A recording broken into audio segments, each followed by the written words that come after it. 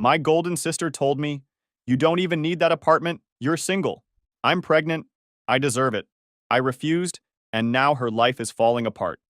Hey everyone, I've been reading posts here for years, but never thought I'd write one. Figured I'd share my story because it's been building since I was a kid. I'm the older brother, 28, and my younger sister, now 26, has always been the golden child. Let me take you through the whole story from the top. Here is the thing. My parents had me when they were still figuring out their careers. 2 years later, my sister was born. From the beginning, it was clear who the favorite was. My parents were polite to me, but when my sister arrived, it felt like everything revolved around her. People noticed it too. Relatives would comment on how much attention she got, but my parents would just laugh it off. As kids, the favoritism was obvious. My birthdays were small with a homemade cake, while my sisters had rented venues and big guest lists. When I asked why, my dad said, "You're older now." I was 7, she was 5. Toys were the same. I saved months for a skateboard. She mentioned wanting a bike and had one by the weekend. My mom's excuse was always, "She's younger, let her enjoy it." School made it clear too. I brought home good grades and got a quick, good job. My sister brought home average work or a drawing and it went on the fridge. I won first place at a science fair. My dad skipped it for work. She had one line in a school play, and both parents left work early to watch. My mom's reason, she gets nervous. She needs support.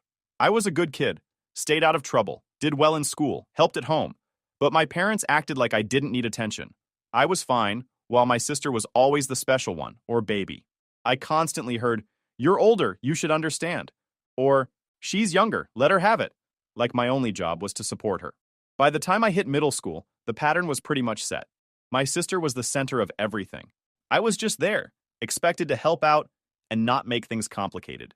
At that age, you start noticing the little things more, and there were plenty. In 7th grade, I wanted to enter a science competition and build a small solar-powered car, but there was a fee and supplies needed. When I asked at dinner, my dad said it was too expensive, and my mom suggested I skip it. A week later, my sister signed up for a dance camp that cost twice as much, and they paid without hesitation. I ended up making a rough version from scraps in the garage. I couldn't compete, but my teacher was impressed I tried. That's when I knew if I wanted something, I'd have to do it myself. Home life wasn't just about money, though. It was the way they treated us. If my sister made a mess, I was asked to clean it. If something got lost, it was assumed I was responsible. One time, she left a juice box open on the couch, and it stained the fabric. My mom called me from my room and told me to clean it up. I said it wasn't me.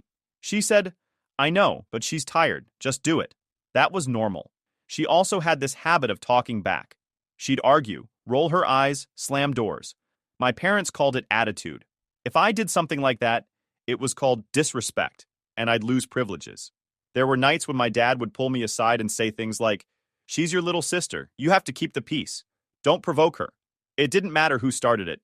It was always on me to smooth things over.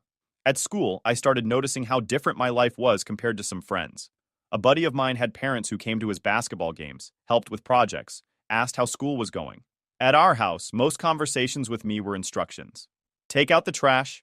Help your sister with homework. Don't stay out too late. With my sister, it was always questions and praise. How was your day? What do you want for dinner? You did so well. By 15, I stopped expecting anything from my parents and focused on myself.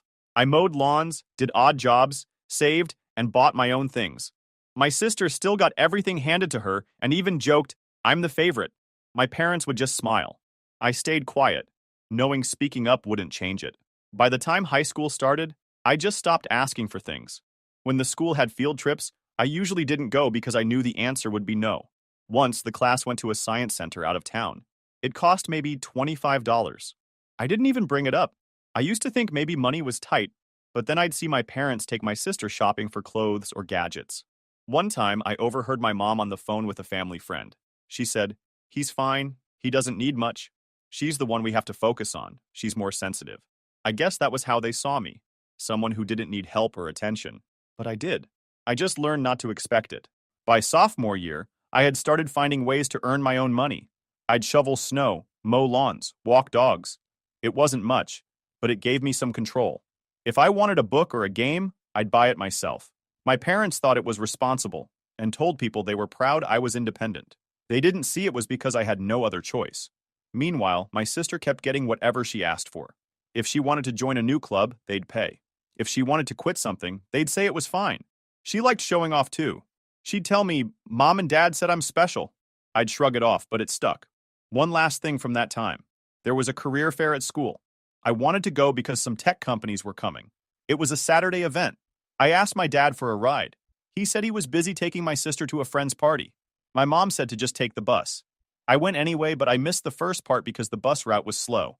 When I got home, my sister was talking about how fun the party was, and my parents were all smiles listening to her. I didn't even bother mentioning the fair. By the end of high school, I had stopped expecting them to be there for anything that mattered to me. I kept my head down, worked when I could, and planned to get out as soon as possible. By the time I finished high school, I already knew I couldn't count on my parents for much. They'd paid some of my basic school expenses, but anything extra I needed came from my own pocket. My sister had just turned 16 and already had a used car my parents bought her. When I asked if I could borrow it for prom, the answer was no, because she might need it. I ended up getting a ride from a friend. It didn't bother me much at that point. I'd learned that I had to handle things myself. I got into a decent state college. Nothing fancy, but solid. And it was in another city, which was important to me. I wanted space. My parents made a big deal about how they couldn't afford much help and how I needed to be responsible. I was offered some financial aid and a small scholarship. They paid my first semester's books, but everything else, housing, food, transportation, I covered with a mix of part-time jobs and savings I had from mowing lawns and doing odd jobs in high school. My sister got a big good luck dinner when she started community college later. When I left for school, it was just a quick goodbye. The first year was rough, but it taught me a lot. I worked evenings at a coffee shop near campus. On weekends, I picked up shifts at a bookstore. My grades stayed solid, but it meant I couldn't do a lot of parties or hang out like some classmates. I didn't mind. It felt good to know that everything I had, I earned. I budgeted tightly. I kept a notebook of every expense, down to the smallest snack. When I wanted something like a new phone or a better laptop, I'd plan months ahead. I learned quickly that money disappears fast if you don't track it. Meanwhile, my sister was still the center of my parents' attention. She switched programs twice and eventually decided school wasn't for her. She lived at home rent-free. They bought her a newer car because the first one wasn't reliable. I heard about it when my mom called to tell me she needed help setting up the Bluetooth. It didn't surprise me. At family dinners during breaks, she'd complain about being bored or wanting to travel. My parents would nod and say things like, "We'll figure something out." When I mentioned I was taking 15 credits and working 25 hours a week, they'd just say, "You've always been good at managing things." Sophomore year, I found a better job. One of my professors helped me land a position as an assistant in a small tech company downtown. It paid better than the coffee shop, and the owner didn't mind my class schedule. I kept the bookstore shifts for weekends. Most days I left my apartment at 7 a.m. and got back after dark, but my savings grew. I opened my first real bank account and started putting money into a small emergency fund. I remember sitting at my tiny desk, proud of the $500 I managed to keep untouched. It wasn't much, but it was mine. The lack of family support didn't bother me anymore. It became normal. I rarely called home unless it was for birthdays or holidays. My parents would ask how school was going, then switch to talking about my sister's latest plans. She got a job at a boutique once and quit after a month because she didn't like the hours. My mom told me she just needs to find her passion. I was tempted to point out that I didn't exactly love working double shifts, but I kept quiet. By junior year, I'd streamlined everything. I moved into a cheaper apartment with 2 roommates, sold my old bike, and bought a used car with cash I'd saved. It wasn't fancy, but it was reliable. Every dollar counted. I picked up freelance work online. Simple data entry, some tutoring, anything that paid. I also started reading about investing.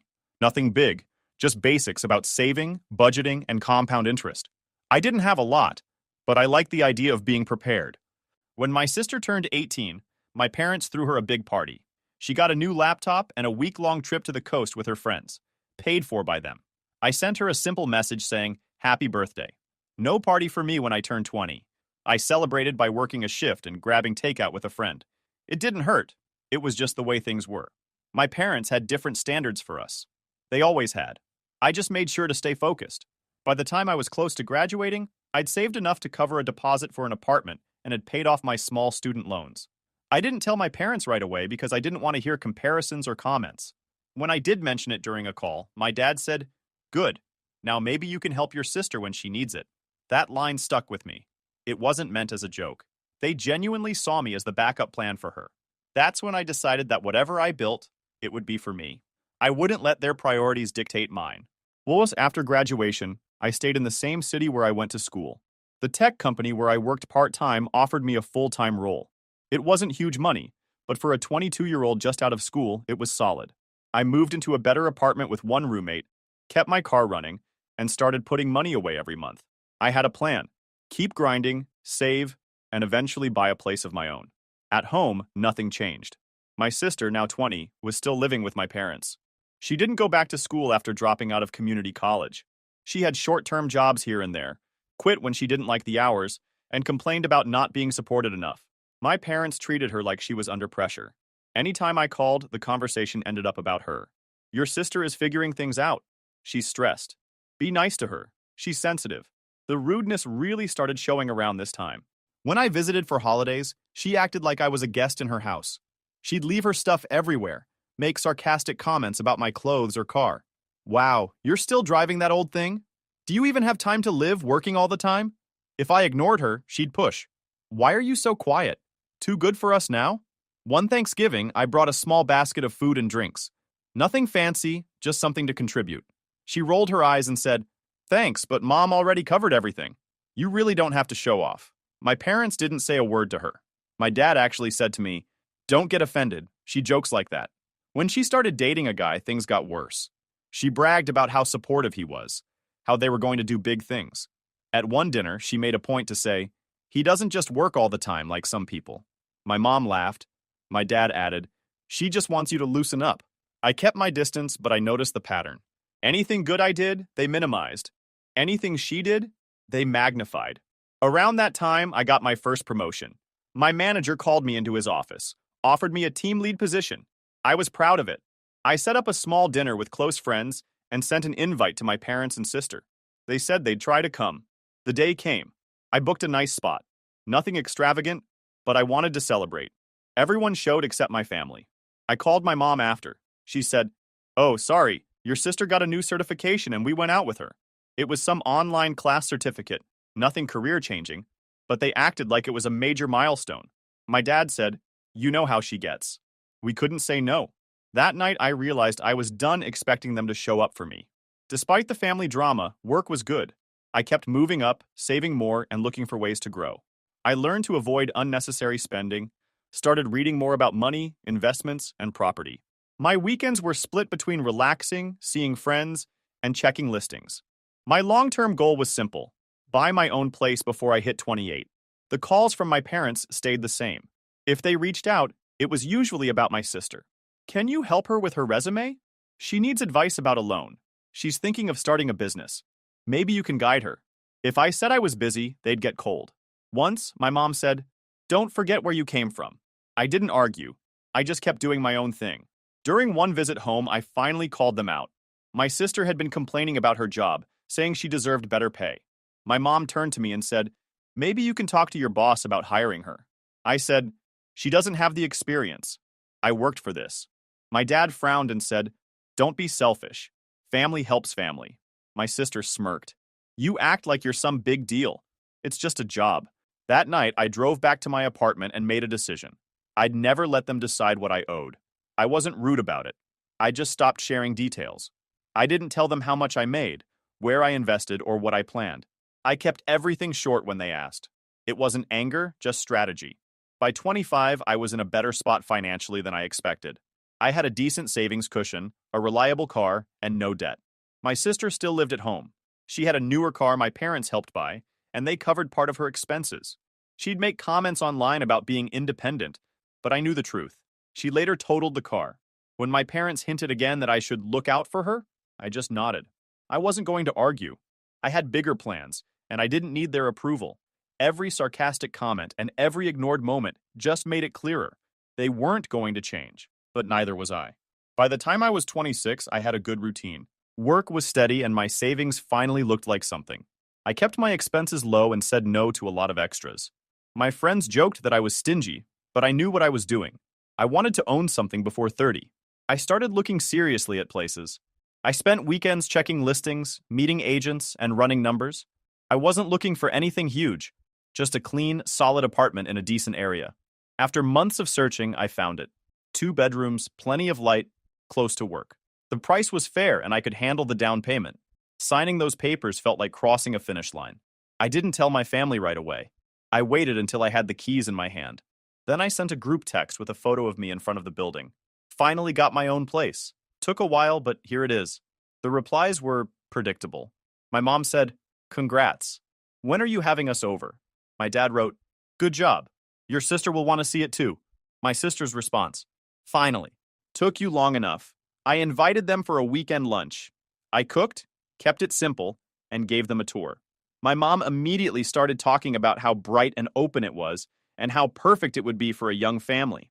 My dad asked about the second bedroom, guest room or office. Before I could answer, my sister jumped in. "It's obviously wasted space. Imagine a crib in there." I laughed. "Good thing I bought it for me, not for you to play dollhouse." She rolled her eyes. "You don't even have anyone. It's just you. Kind of selfish to keep a whole place like this to yourself." My dad gave me a look like I should ignore it.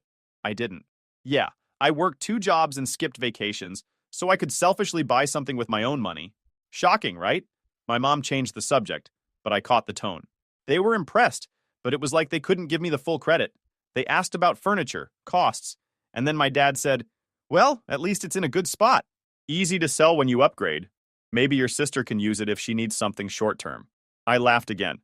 "Sure, if she's got market rent and a signed lease." They didn't like that. My mom said, "You're so sarcastic. We're just saying families help each other." "Exactly," I said. I helped myself because no one else was offering. They went quiet after that. Lunch was fine, but the comments didn't stop. My sister would send texts like, "When I get my own place, it's going to be bigger," or "Nice apartment. Could use more color, though." I just replied with thumbs up or said, "Great. Let me know when that happens." Months later, at another family dinner, things heated up again. My sister was talking about how expensive things were. She complained about rent, gas, and said, "Must be nice having a free place." "It's not free," I said. "Banks love getting paid every month." My dad jumped in. "She just means you don't have to worry about moving. It's easier for you." "Yeah," I said. "It's easier when you plan ahead and don't quit every job you get." My sister glared. "You think you're better because you bought a box with windows?" I smiled. "Better than complaining about a box I don't own." My mom told us to stop. "You two are always at each other's throats. Your sister is just stressed." "She's always stressed," I said. "Maybe that's why you keep paying for her stuff." My dad said sharply, "Enough. We help her because she needs it." "Right," I said. "And I manage because no one helped me." "Got it." The room went quiet. My sister muttered something about me being selfish. I just said, "If selfish means not depending on mom and dad at 24, guilty as charged." Even with the tension, I didn't ask them for anything, didn't bring up my finances. I focused on my job. Things were going well. Meanwhile, my sister kept drifting. She had a string of short-term jobs and posted online about how hard the economy was. Every time I visited home, my parents talked about her plans, her big dreams, and barely asked about mine. I didn't care anymore. I knew my lane. But the hints didn't stop. My mom would say, "When you settle down, maybe your sister could stay at your place for a while." My dad joked, "Hope you got a spare key." My sister laughed, "Yeah, you should keep it clean for when I need it." I kept the same answer every time. Not happening. I worked for it. One night, my dad called out of the blue. My sister needed a place to stay after a breakup. He asked if she could crash at my apartment, just for a few weeks. I said no. "She's your sister," he said. "She's also an adult," I replied. "She's got 2 parents and a car. She'll be fine." He didn't like it. "You've changed." "No," I said. "I just stopped being the backup plan." I could tell it stung, but I didn't feel bad. I was clear from day one. What I built was mine. They had years to treat me like family. They chose to treat me like support staff. Now I was just giving them the same energy back. Months later, I had everything running the way I wanted. Work was steady, I had savings, my place was fully furnished and felt like mine. My sister, meanwhile, was still at home. She had gone through 2 jobs and a short relationship that ended badly. My parents kept treating her like she was fragile, while I was the responsible one. Then came the family barbecue. It was late summer. Everyone was there. Parents, aunts, uncles, cousins. I showed up with some drinks and sides. My sister arrived last, arm around her boyfriend. The whole family crowded her like she was the guest of honor. Halfway through, she stood up with a big grin. "I have news," she said, raising her glass. "We're having a baby." Everyone cheered, hugged her, congratulated the boyfriend. I walked over and said, Congrats. Hope you're ready for no sleep. She smirked. Well, I'll have a lot of help, right? I didn't think much of it then. The night went on. Then my aunt asked, So are you still doing a wedding? My sister said yes, but the timeline is tricky now. She turned to me and smiled too sweetly. Actually, this is the perfect time to bring this up. I've been thinking about your apartment. It would be the perfect place for us. Close to everything, plenty of space for the baby. I almost laughed, thinking it was a joke. Good thing I bought it for me, not for lease. She frowned. I'm serious. We can't stay with mom and dad forever. I need a safe place. And you have that second room you're not even using. You're right, I said. It's for my office and my stuff. Crazy how people use rooms in their own homes. She rolled her eyes. Come on. You don't even have a family. It's just you. This would really help me out. I worked 2 jobs for years to get it. Maybe you could try that method. My mom stepped in. She's asking because she needs it. You're single. You can wait a little while to get another one. I looked at her. Wait, you want me to hand over the place I bought because she's pregnant? My dad said, She's starting a family. That's more important right now. You'll understand when you have kids. I shook my head. So all those years I was on my own, working, paying rent, saving, none of that counted? But she gets pregnant and suddenly my work belongs to her? My sister crossed her arms.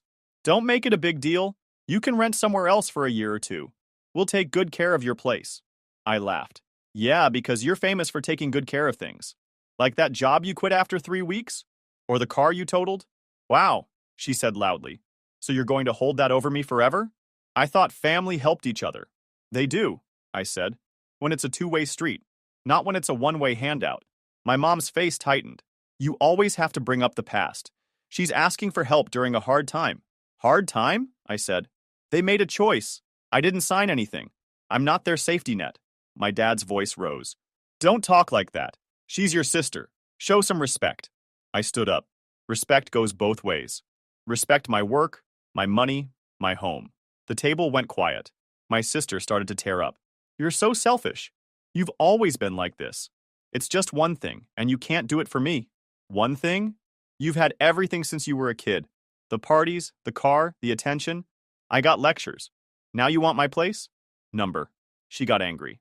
Fine, keep your stupid apartment. Don't expect us at your next big moment. We won't bother. Trust me, I said. I stopped expecting you years ago. My mom muttered something about me being cold. My dad shook his head like I was a disappointment. I picked up my stuff. I came here to eat a burger, not to be shamed for owning something. I'll see you around. On the way out, my sister called after me. You're going to regret this when you're alone. I turned and said, Better alone than broken bitter. That was the last time I tried to be polite about it. The texts started coming the next day. My dad sent, She cried all night. I hope you're happy. My mom wrote, We raised you better than this. My sister sent a wall of messages about how I ruined her pregnancy joy. I didn't respond.